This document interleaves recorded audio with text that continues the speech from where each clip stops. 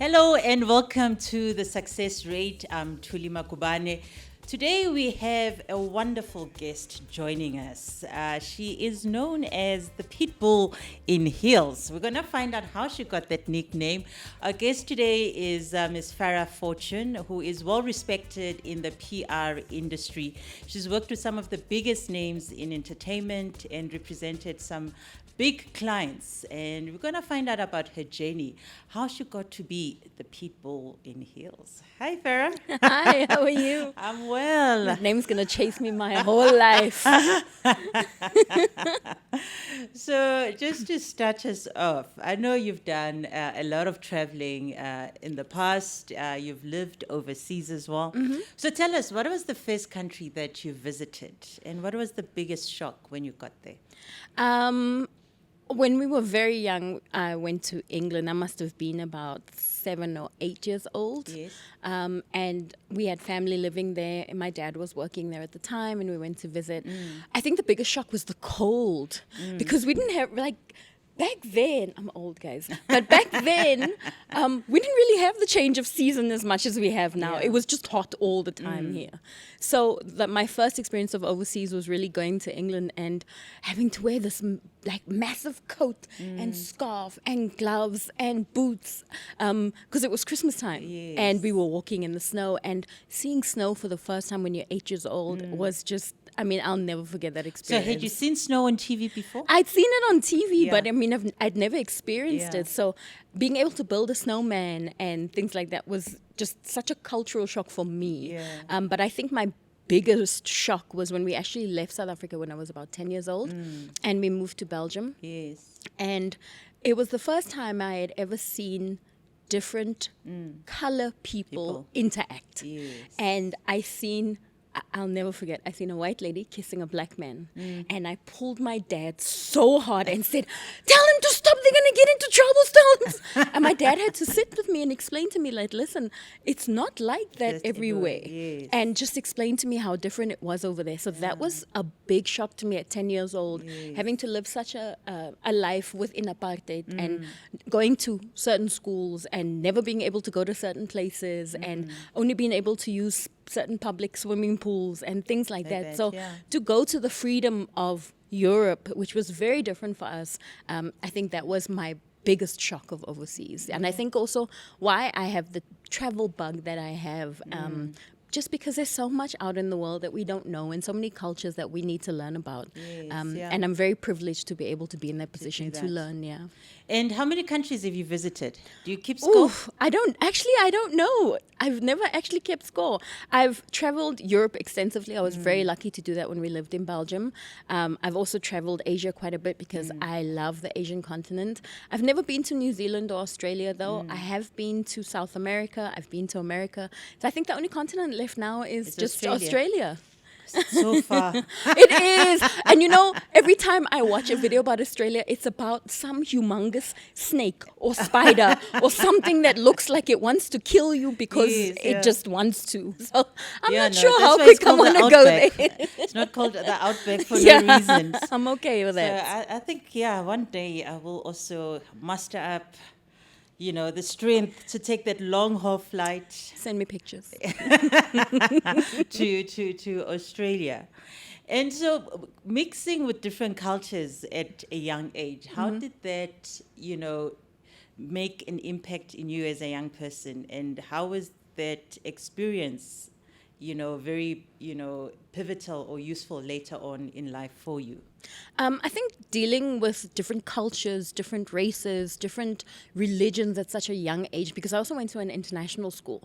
So I also then was exposed to dealing with not just Christian and Muslim people as I did here growing up.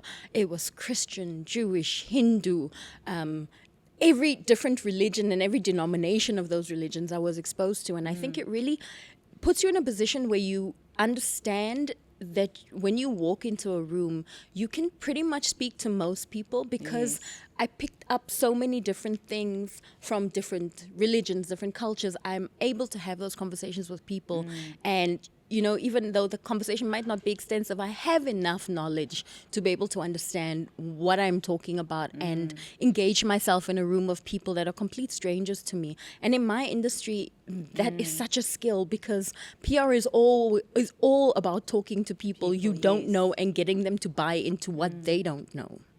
And when you got into PR, do you think it was during that time, there was a time PR was very fashionable? Oh. And everyone was starting a PR agency, young people were studying PR. I mean, that was the thing to study. Yes. I'm going to do PR and communication. So did you get into it at that time, or was it before? I was lucky enough to get into it before, and I say lucky enough to get into it before purely because I was able to be one of the few people who was able to sculpt a lot of what is going on now. I came up with a lot of people like Melanie Ramji, who is also very big in the entertainment industry. And, working with people like that, you bounce things off each other and you learn. And there was a very small group of us, and specifically a very small group of people of color and black people, especially women who were in this industry. And, I can count on one hand how many there were of us. So being able to be in that position and that time with them really helped, because we were able to learn a lot. We were able to learn a lot from overseas, because PR, when I got into PR, was not fashionable. No one wanted to spend money on it. No one understood what you actually did. And it was really hard, because we had to sculpt what people understand now about what PR is. And so you got to work for Ster-Kinekor very early in your career. Yes. And people think if you work in that type of industry, it's glamorous. Did you go in with with those expectations? Yes. And what was the biggest rude awakening for you? I really did go in with that expectation. I'm not going to lie to you. I really thought, it's going to be glamorous and it's movies and no, it's not. It's dealing with with journalists who need to see movies and understand them and need to be catered to at the time that they are available. It's understanding what movie suits what journalists. It's also understanding that you can't just send a press release to someone. It needs to make sense for their publication. And there's so many aspects around PR, and especially entertainment PR. And I had to learn a lot about that through what I did. And it wasn't as glamorous as I thought it was going to be. It's still not as glamorous as you want it to be. A lot of young people want to get into PR because they think it's glamorous. You go to these fancy events, you hobnob with famous people. Yeah. But I don't think they're aware of the hours. Maybe just tell us about the hours that it takes, to be successful in the PR industry. I think there's no denomination of, you can say, how many hours you actually need, because you do give up so much of your life. I got into this industry when my daughter was very young. She was 2 or 3 years old, and I missed so much of her growing up and being at home because I was a single mom. I had a helper who is still with me now. She's been with us almost 20 years, and she helped me bring my daughter up. And I relied so much on her to be my daughter's moral compass and mom when I wasn't there. And now that I've slowed down, I'm so grateful that I get to spend so much time with my daughter. And when COVID hit, because my daughter is quite asthmatic, even when they were able to go back to school, we then decided, okay, it was homeschool for you, because we couldn't take a chance of her catching COVID. So, I got to spend so much time with her in our last few years of school, and I'm so grateful for that. You need to be prepared to give up so much of your time, your personal time, your life. I've missed family weddings because I've had to be overseas and I've had to be working. I've missed so many things that have gone on in my own life. I've sacrificed my own relationships, whether it's friendships, romantic relationships, it doesn't matter. I've sacrificed that in order to grow my career. And I don't regret anything, but I do understand what I have sacrificed. And you do sit back and you think, okay, there comes a time where you have to say, this is now my time. And I, a lot of it in the last few years, I've also, put myself first in terms of how I feel about what I want to do. But I also am in a different position where I get to choose a lot more than I used to be able to. Yes. Yeah. So, I mean, there's a famous story. I mean, I think you've shared this many times that when you started your business, Yeah. you just had a laptop, Yes. 1,000 rand, and your lounge. Yes. Were there moments when you were sitting down and writing those proposals and thinking to yourself, am I crazy to do this? Yes. I mean, any entrepreneur has to have a slight percentage of crazy in them to be able to give up a full-time salary and really go into this. I mean, starting this business, I wasn't very fruitful in terms of money. It took a long time for this business to be successful. I got kicked out of my house. I couldn't pay rent. We lived in my car for a little bit because, I didn't have anything. I've had many times where the lights have been switched off because I couldn't pay the electricity bill. Yes. And that went on for quite some time when I started the business, and I just continued to go. As long as there was food in the house, and it may not have been full cupboards, but, we got by. And that little bit of craziness, I think, is what helped me pursue my career and really get through those hard times. It's not easy. And whether you are starting a PR business, it doesn't matter what business you're starting, you have to resign yourself to the fact that you need a little bit of crazy to be successful. Yeah. And take us through the moment you landed that big client, just barely a month starting your business. Yes. It was barely a month starting my business, and I landed the Manchester United and Vodacom account for. Manchester United were coming down here, and they were doing a charity day. And I got called. AIG were their sponsor at the time, and they called me in, and they were like, "Listen, there's lots of people pitching here." I had a friend of a friend of a friend who knew the person who was calling everybody in, and he said, I can put your name forward. I was like, yeah, sure. Yeah. And I walked in, and it was just, PR is very male dominated back when I started. There were very few women in PR when I started, and I walked in, and there was all these guys sitting there waiting to go in and pitch. Like in one of those big boardrooms with a long table. Yeah, and that was the boardroom, and then it was like a waiting room, and there was all these men just waiting. Yeah. And also, majority of the men sitting there, or should I say all of them, were all white. Yeah. And I am a colored woman walking in here, and it was very intimidating for me. I was barely into starting this business. I was very scared. Yeah. I walked in, I pitched, and they literally sat there and they were like, okay, you've got the job. Wow. And he opened the door and he told everyone, it's fine, guys, don't worry, you can go. I think we found what we're looking for. And I was, when you're just like, are you talking to me? He said, yeah.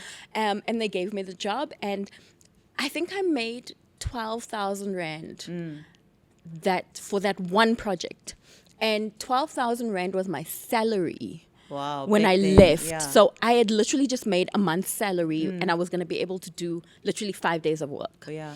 But I didn't get any work after that again for a good few months. Yes. So that 12,000 rand had to last me for a good few months till something else came through. So as much as it was a lucky break, it was still really hard after that as well. Yeah. But I think we need those lucky breaks. Definitely. To motivate you. Yes, they get you through those lucky breaks, get you through to the next lucky break. Yeah. And it makes you believe that I'm onto something. I'm different. Yes. I can do. And I think, especially with me, being a colored woman and walking into a room full of men specifically, was very much I can do this moment. I don't have to be a man in this industry. And, a couple of years in, very few short years into me owning my own business, there was quite a few women who started coming up, and that was so beautiful to see. Yeah. And so how did you get the nickname Pitbull in Heels? We understand there's some feistiness there. So I am very protective of my clients. Yes. I make sure that they are comfortable, safe in interviews, they understand what's going on, and especially when they are not sort of media, I won't say media trained, media accustomed. So I like to go with clients now and again and just, make sure they're okay and they're understanding what's going on in interviews till they're okay to do it by themselves. Yes. So I got a little bit of a reputation when I first started by just saying to the media, we're not answering this. And at that time, it was a lot of media who weren't used to someone like me just saying, listen, we're not doing this. And I got this reputation. And then one day somebody was interviewing a client of mine, and it was for True Love magazine. And my reputation in my own profile had started coming up then. And the journalist said to my client, what's it like working with Farah? And she answered, Farah's like a pit bull in heels. And they verbatim printed that answer. And when the article came out, it was highlighted there, Farah's like a pit bull in heels. And it never went away. Yeah, it stuck with me forever.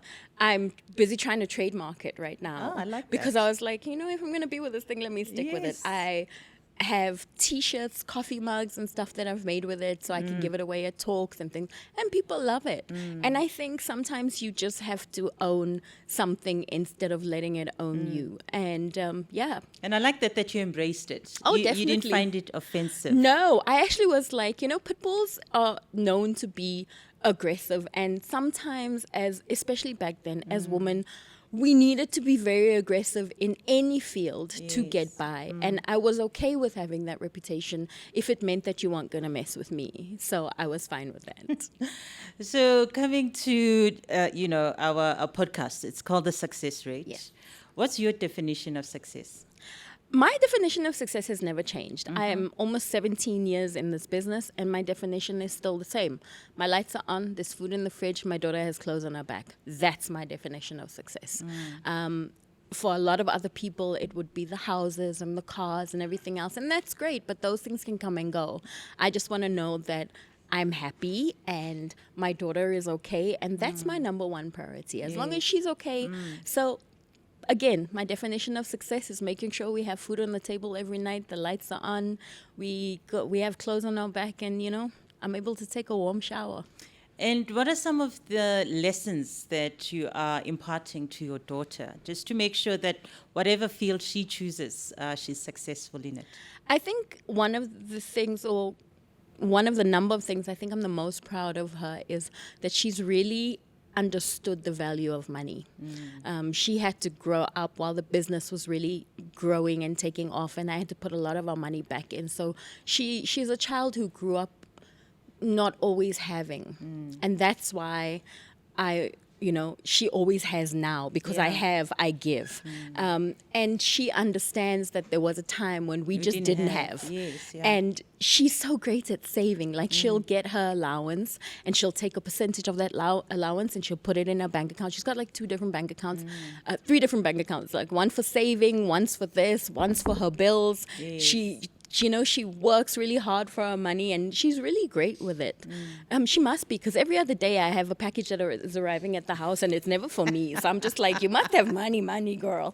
So I think just the values of money and understanding it, but also just understanding that as much as you want to be successful, you also need to make sure that you make time for things that you enjoy in your life. And so for you, as a young, woman of color starting the business, eventually a business gets to a point where now you're starting to make real money. Yeah. What are some of the challenges that you encountered in terms of managing the money, managing the business?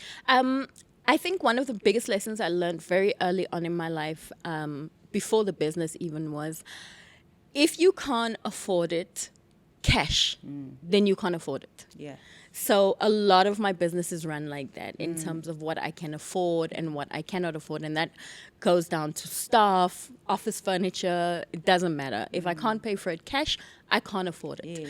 And I also feel if I can't pay for it in cash twice, then I really can't afford it. Yes. So those are the values I live on in terms of how to save money and make sure that there's always money available. Yeah. Don't get me wrong. As much as I have those values, there's always something that messes you up in business, because SARS is there, guys. And SARS, they will come and find their money from you. Your encounters, I don't think there's any business person who hasn't had Oh, a story of course. encounters You need with to SARS. understand, I am not a natural born business person. I've had to learn how to be a business person. I'm a natural born creative. So I've had to put my creativity into a business and completely not understand what that entails in terms of everything that you need to be compliant.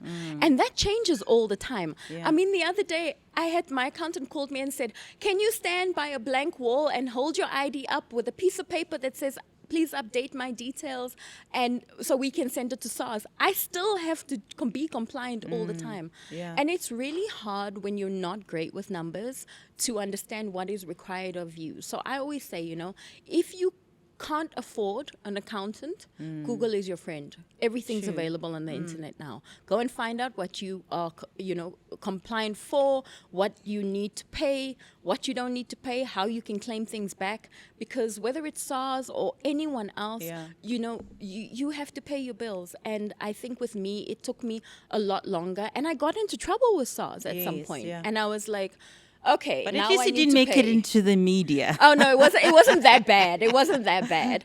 But it was still a point where I had to go and get someone and say, listen, can you sit with me and tell me, where did I drop the ball? What didn't I do? When I submitted this, did I not do it right? Were the calculations wrong? So even though I have an accountant, I'm very pedantic about making sure that she sits me down and explains everything to me. Because I've also had some dodgy accountants. No, you can't just hand over everything to your accountant But that's the thing, and when trust you don't everything know. that they tell you. But Yeah. when you don't know as a business person, or we don't know when you own a business and you're, again, not naturally a business person, you do get people that take advantage. I've had accountants that have taken advantage. I've had to say, where's my money? Yes. And only when you understand how those things work. So I always say to people, even if you can't afford the accountant, Google is your friend. Go and Google what you're supposed to be doing. If you don't understand, go to SARS, go stand in the line, go and sit and talk to someone and understand, because being slapped with a massive SARS bill when you don't know what is going on is really scary, and SARS don't care. Have you ever been audited? Yeah, but I mean, it's by SARS. Yeah, and it's you've been randomly picked for an audit. And you've got, the thing is, you have to be in a place where you are prepared for that. So I've never been scared of stuff like that, because I've always been like, I need to make sure my ducks are in a row, because there's one thing you don't mess with, and that's SARS. And you've just got to make sure you understand. Even, like I said, even if it's the bare minimum, even as an individual who works with a salary, you need to understand how SARS works regardless. Because you can go and get money back from them as well. You don't just give money to them. Yeah, you can get money back. You can get money back. I remember first time I was picked for an audit. Yeah, I was so nervous. I was scared. Because you don't know what to expect. So even though I didn't have anything wrong that I've done, but, and especially if you're employed and you got travel allowance, there's a time they had issue with people's travel allowance and things like that. So it was one of those. And so I had to put together my pack, and even had to go to Megawatt so that they can read the speedometer from my car. No way. Oh my goodness. That's intense. It is, but at least it has a happy ending. Because it ended up they owed me money. You see, sometimes they must be careful who they pick, because sometimes they owe you money. Yeah, so it's nice when you get money back from SARS. So I'm after not going the to whole lie. audit, they realized that I was underclaiming after all, and they had to pay me some money. But you get SARS pay me nervous. You some hear money too, SARS. please? Yes, you hear SARS and you immediately panic, because even though you might have not done anything, you don't know that. And that's why I say being a business person is not something that comes naturally to everyone. So I do understand people who get into trouble with SARS, because, when you're passionate and you know what you want to do, and you have a business and you have this great business idea, and you start selling things, or your services started getting used, and all of a sudden all this money is coming in, the last person you're thinking about is SARS. You're thinking about paying the bills at home, and keeping the lights on, and paying the car, and paying the bond, or whatever it is that you need to pay that's essential to you right now. SARS is sometimes the last people that you think of. True. So I mean, you've achieved success within the PR industry. Is there anything else that you're wanting to explore? Something totally different? What I've done over the last, I'd say, 6 years, has explored within the PR industry. Yeah. So even though I started off in entertainment PR, I went very quickly into corporate PR. And for the last 6 years, I have been in political PR. And I do a lot of advising for political elections, whether opposition party or it doesn't matter. And they, I do media consulting with them, I do campaign consulting with them, and I predominantly work on the African continent, and that for me has been phenomenal because I love politics. So getting involved with that has been so entertaining for me because it's a passion. I've learned so much about our political parties on this continent, and it's fascinating to watch how we as African people see our leaders and who we actually see and who we actually want to lead us. So I've ventured into that quite a bit. So as you've mentioned that you've done work across the African continent. At some point you opened an office in Nigeria, in Lagos. Yes. So, and it was very early on. It was very early on. I was very lucky to meet quite a few through the work that we did. Meet quite a few business people in Nigeria, and like South Africa, you cannot be, if you are a foreigner, you cannot wholly own a business here. I couldn't wholly own a business in Nigeria. Somebody had to own 51% of the company.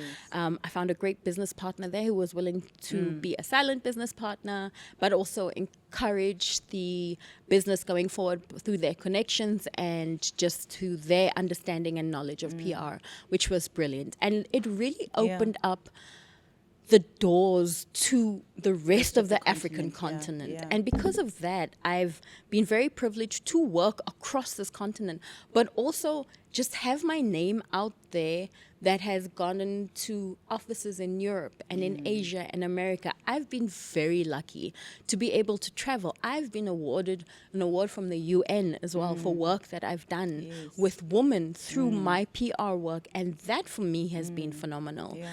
So besides just the PR stuff, I've also very much gotten involved. I also have an NPO called the Pad Run, and we focus on menstruation education for boys and girls. And I've been doing that since 2020, and I've also co-authored a book called Titty Talks, and that's a kiddies book on menstruation for adults and kids to learn together how to have that conversation, because we have a high rate of teenage pregnancy in this country, and it's all because nobody speaks, because of our cultures, because of our religions. No one speaks in the house, and everyone's too scared to talk about something that is really a natural bodily function to a woman. So we're trying to break down that stigma through the religious aspect, through the cultural aspect. So if you read the book, you'll see that there's different religions, different cultures that are represented in the book. As children and as parents. And we also even have a parent's guide at the back of the book, because it's written with a pediatrician and a teacher, and there's a parent's guide at the back of the book of how to have these discussions with your kids. And if it helps even one family have an open discussion, because I grew up in a family where menstruation wasn't, I'm Muslim, and usually in our cultures, our religions, our families, it's a very hush-hush topic, and it was never like that with us. So do you remember when you first got your period? Yes, I do. I was so scared. I was 11 years old. I was at school, and I had these excruciating cramps in my stomach. Shame. I went to the toilet, and I seen blood. And I was and you knew about it then, or and not? And I knew about periods. I have two older sisters, and my brothers would go to the shops and go and buy pads for them. So it wasn't a secret in our house. But I knew what happened. But I was scared because I was like, "Am I dying? What's going on? Why am I bleeding?" So I kind of just wiped, and then I went home. And then as soon as I got home, I didn't speak a word to anyone. I went straight to the bath. It was 5:00. I bathed and I went to bed. Because I was like, you didn't tell anyone? I didn't tell anyone, because even though it was such an open discussion, I was still like, is it really happening, or am I dying? But I'm scared. I'm 11 years old. So the next morning I wake up and it's still there. And then I went downstairs and I went to the bathroom, and then I just called my mom. My mom opens the door. She looks down. She sees the blood. She closes the door. The next one person that comes in is my dad. My dad says, "This is a pad." this is your other panty. This is how you're going to put it on. Now put it on, and when you come out, we're going to talk. And my dad sat me down, and we had the discussion, and he told me all about menstruation, because my mom came from a family where it was a little bit more closed up, so she didn't feel know how comfortable. to comfortably have that conversation.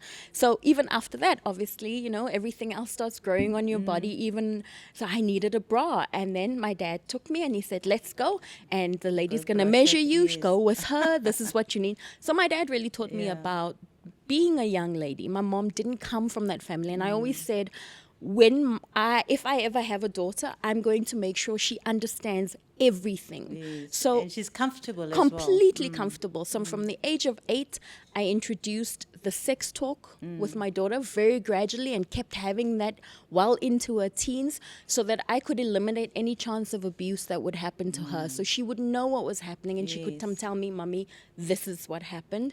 And then when she was 12 and she got her period, we had a period party. We had a cake, we danced, she was so excited to get her period, and I said to her, "Do you want me to show it to you?" She says, "No, I remember. Don't worry, I've got everything." Yeah. And she was so excited. And that for me is a win as a parent. Oh, that's good. With me, my story is quite funny. I got mine at school. School. and we had gone through, I can't remember which subject it was, but we had learnt about Balhazia. Oh, okay. And Balhazia, you normally get it, especially in rural areas, if you swim in dams or rivers with certain parasites and stuff.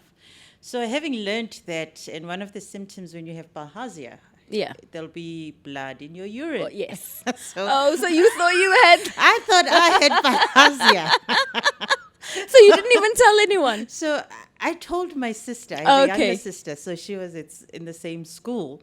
So I thought I had Balhazia.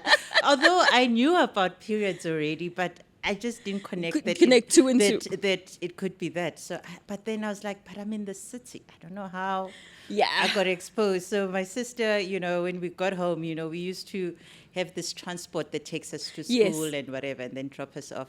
So my sister is the first one to run, go home, tell my mom. Oh.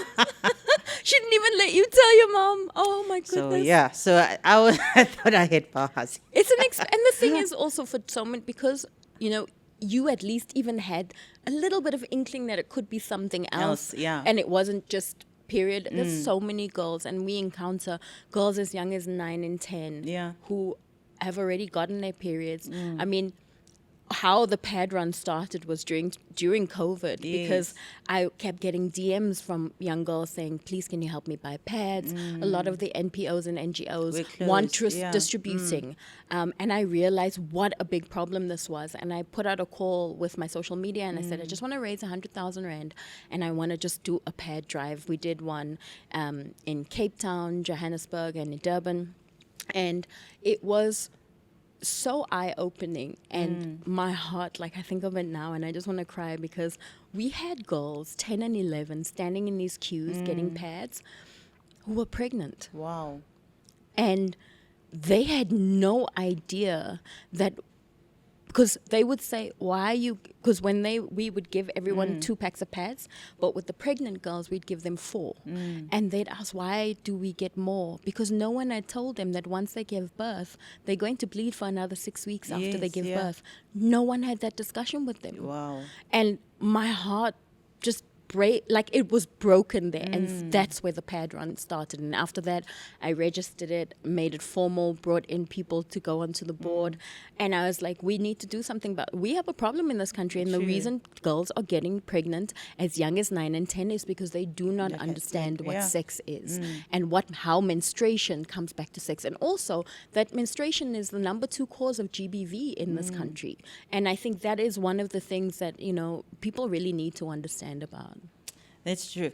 After that serious talk, let's go into something slightly No problem. light-hearted. We have a feature called the Fire 5. Okay. And Fire 5 is questions that I suppose easy, quick questions. You don't have to think too much. about it. Ooh, in you're terms telling a PR person not to think about a question they're going to answer. Okay. Yes. So basically, I just want the question, just to come naturally, No and problem. the answer without spending too much time Okay. thinking about that. Okay. Are you ready? I am. So, who was your first celebrity crush? My first celebrity crush was Adam Sandler. Don't ask me why. I don't know. It was just Adam Sandler. I always used to love him. He was my very first And celebrity have you watched crush. every Adam Sandler movie? Absolutely everyone. And then after him was Pharrell. Uh-huh. Yeah. And he still looks good. He does, but he's like, he's not aging well. I don't know if that crush is going to last very long. Okay. And what's the best advice your mom gave you about parenting?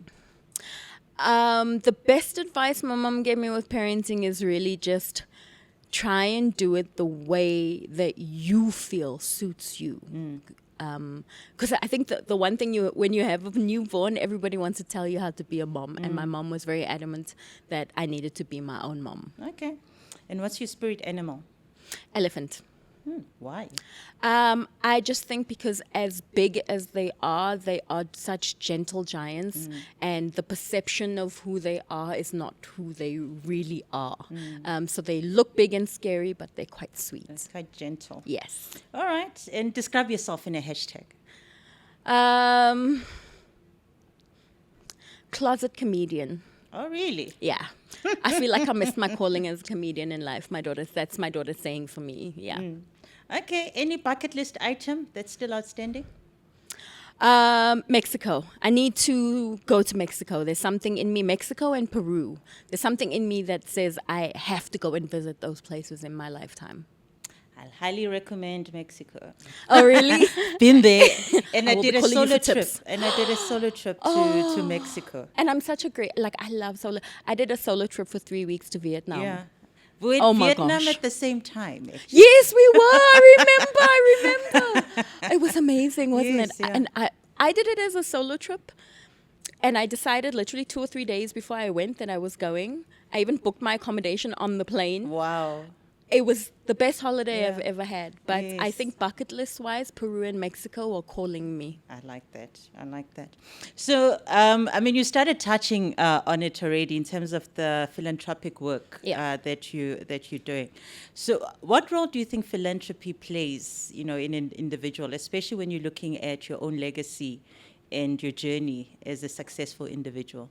I think for me, the philanthropy plays a big role for me because I know what it's like not to have. And also just, I come from a family of 6 kids. You need to understand nothing was new for me. Everything was Yeah. handed down. So it might be a new clothes to me, but it was my sister's old clothes. Yeah. And growing up like that, you become someone who really wants to make it so that you can buy your own things. I got my first job when I was 13. My sister is quite a bit older than me, and she was working at HR in a hotel. And she lied for me, saying I was 16 because we lived in England at the time, and you could work from 16 there.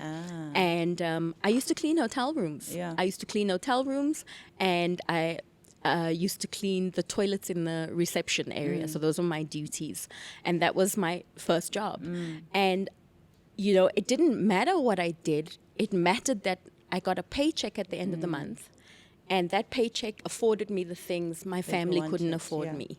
Talking about that, you literally cleaned toilets. Yes. So, I would take it that you think there's no job that is beneath you.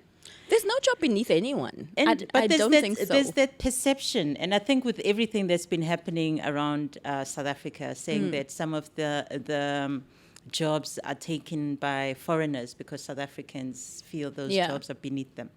I don't think there's any job, and that's beneath anyone, because for me, I truly believe that if you want to do something, money is a big factor in everything. So you need to earn that. I didn't care. I've cleaned toilets. I've waitressed. I've been a cleaner.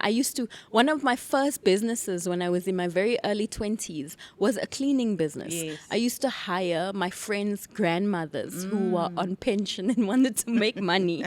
And then they would go, I would get clients and they would go to the houses and clean, and I would clean other houses as well. So I really don't care. And I think this thing of, I shouldn't have to do that. Yes, you should. You want to do something and you want to understand the value of money and you want to understand what you're capable of. You need to do certain things in your life. And I don't see what's so lowly about cleaning a toilet. It's a job. Yes. And for me, if, God forbid anything happened and I had to go back to that life to feed my child, I'm okay with it. It's not like I haven't done it before. True. So do you think if you didn't have your daughter, your life trajectory, how different would it be? I'd probably be in jail. Really? Why? And I say that because I think my daughter saved me from a lot of things. I was a very rebellious child, and I think I would have continued on that path had I not had some sort of, as responsible as I was and the dreams that I had, I think my daughter really grounded me. And, I still am, but I guess not as much as I would have been without a child, very impulsive.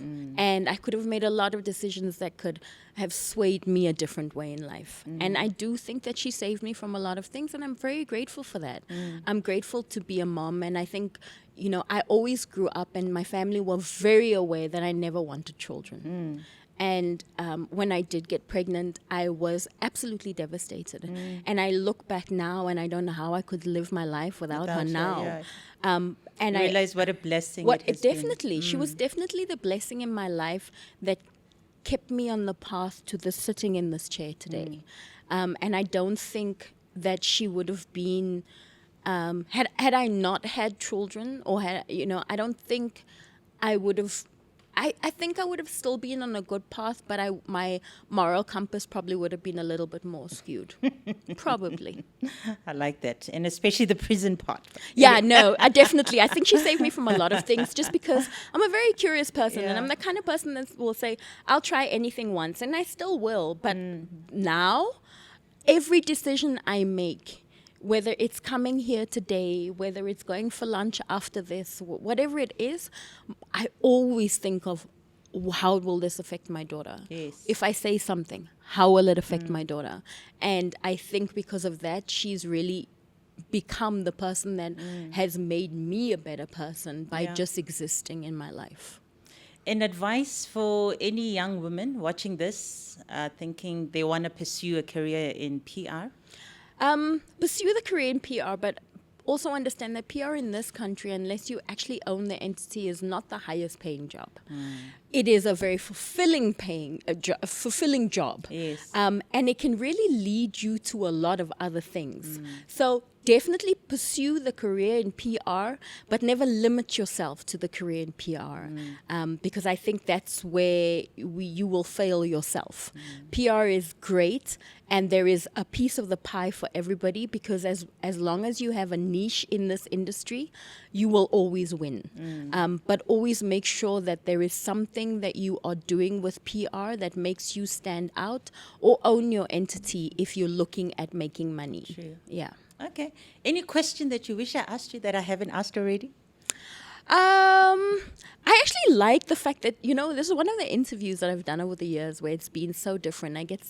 I literally came in here prepared for all the questions that I get asked over and over and over again. And you really asked me questions about me and myself. And that was something I didn't expect. So I wasn't prepared for that. So thank you very much. So it's not really about what you didn't ask. It's about the fact that you asked about me. And I think, I get the questions, how did you start your business and all these other things. Yes, but nobody talks about the bad side of this. And I think just, one thing to talk about as well is just as a woman in business, and I don't think this is predominant, it isn't confined to South Africa. Yes, As a woman in business, your mental health is so important. So true. And I don't know how many times I've just gotten home and just literally greeted my daughter and gone and quietly closed my bedroom door and sat on the floor and just bawled my eyes out, because it is tough. It is hard. and business is really challenging and competitive. And you need to have an outlet in terms of either seeing a therapist or having some sort of hobby that allows you to come out of this environment just to give your mind a break. Because if you don't, you will have a breakdown, and I have been there. Yeah. And you will suffer, and your health will suffer, your money will suffer, your relationships will suffer, your kids will suffer. And I wasn't prepared mentally for how much mental anguish I accumulated over the years through taking on client problems, relationship problems, family problems, being a parent.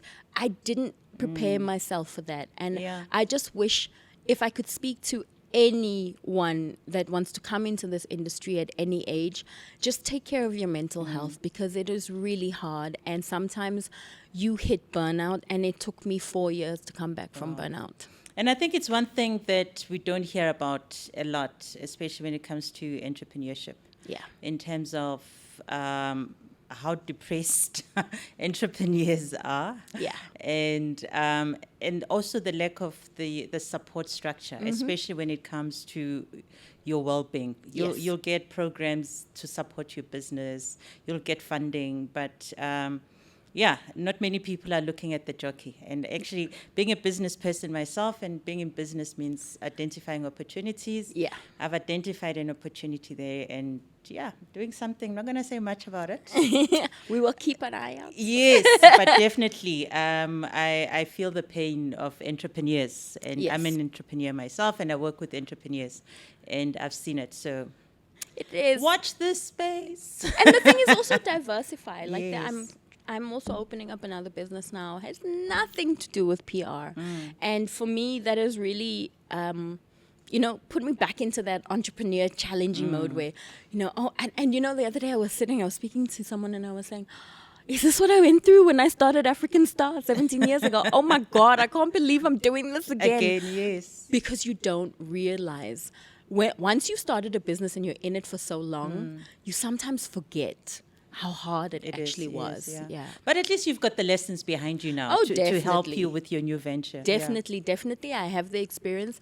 But I think, starting a business, no matter what it is, you're always going to have challenges. So there's a lot to overcome in the business world, personal world. It really doesn't matter.